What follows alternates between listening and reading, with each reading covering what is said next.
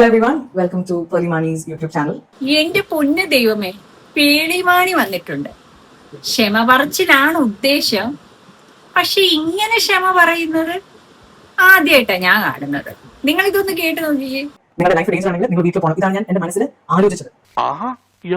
Every student is someone's child. ഓരോ സ്റ്റുഡന്റും ഒരാളുടെ കുഞ്ഞാണ്, ഒരാളുടെ ഡ്രീമാണ്. Somebody's dream, someone's entire world, ഒരാളുടെ ലോകമാണ് ഓരോ കുഞ്ഞുമക്കളും. They deserve to be heard. അവരെല്ലാവരും കേൾക്കണം. ദേ ഡിസേർവ്, അതും അവരുടെ അവകാശമാണ്. ഇത് വലിച്ച ഇംഗ്ലീഷ് പറയാൻ പറ്റും. വെറുതെ സ്കൂളിൽ പോയി സമയം കളഞ്ഞു. I do not believe in violence, no matter who it comes from. ഞാൻ ഒരിക്കലും വയലൻസ് വിശ്വസിക്കുന്നില്ല. History remembers moments not only for who they were began, why they began, but also how they unfolded. History എപ്പോഴും ഓർക്കുന്ന ഒരു കാര്യമുണ്ട്. എങ്ങനെ ഒരു കാര്യം നടന്നു, അതെങ്ങനെയാണ് അത് അവസാനിച്ചത്. ആഹാ, കൊള്ളാലോ. ഞങ്ങളുടെ നാട്ടിൽ ഇന്ന് ട്രാൻസ്ലേഷൻ എന്നാണ് പറയുന്നത്. അല്ല, ഗൂഗിൾ ട്രാൻസ്ലേറ്റർ ഉപയോഗിച്ചോ വേറെന്തെങ്കിലും ഉപയോഗിച്ചോ ട്രാൻസ്ലേറ്റ് ചെയ്താ പോരെ? അതിന് പേളി ഇങ്ങനെ വന്നിരുന്ന ഒരുപാട് നേരം സംസാരിക്കേണ്ട ആവശ്യമുണ്ടോ?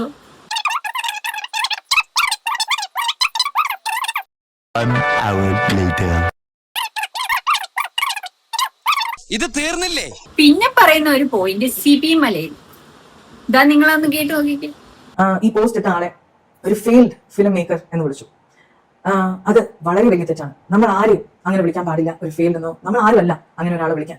അങ്ങനെയല്ല എന്റെ പേരൻസ് എന്നെ വളർത്തിയത്. അത് വളരെ വലിയൊരു തെറ്റായി. അദ്ദേഹത്തിനോട് ഞാൻ ഈ ഒരു അവസരത്തിൽ ഞാൻ മാപ്പ് ചോദിക്കാണ് അങ്ങനെ വിളിച്ചതിന്. ആശ്വാസം, ഇത്രയെങ്കിലും പറഞ്ഞല്ലോ. എന്താണെങ്കിലും പുള്ളിക്കാരിയുടെ ട്രാൻസ്ലേറ്റർ ഒക്കെ കേട്ടപ്പോഴേ എനിക്ക് ഓർമ്മ വന്നത് ദാ ഈ സീനാണ്. എന്താ ഇത് നീ എഴുതല്ലെന്ന് പറയാനാണോ? അല്ല, ഞാൻ എഴുതി തന്നെയാണ്. പക്ഷെ വായിക്കേണ്ടത് അളിയൻ വായിച്ച സ്റ്റൈലല്ല. ഇതെന്റെ വേറൊരു മൂഡിൽ ഞാൻ എഴുതിയതാ. കേട്ടോ, സ്നേഹം നിറഞ്ഞ അളിയൻ. 3-4 ദിവസത്തിനകം ഞാൻ ജയിലിൽ നിന്നിറങ്ങും. നേരെ അങ്ങോട്ടായിരിക്കും വരിക. അല്ലാതെ ഞാൻ വേറെ പോനാ. ഞാൻ ജയിലിൽ പോകാൻ കാരണക്കാരനായ ഗുണ്ടുമണി ഇപ്പോഴും അവിടെ വിലസി നടക്കുന്നുണ്ടെന്ന് ഞാൻ അറിഞ്ഞു. അവരെ എനിക്ക് നേരിട്ടൊന്ന് കാണണം.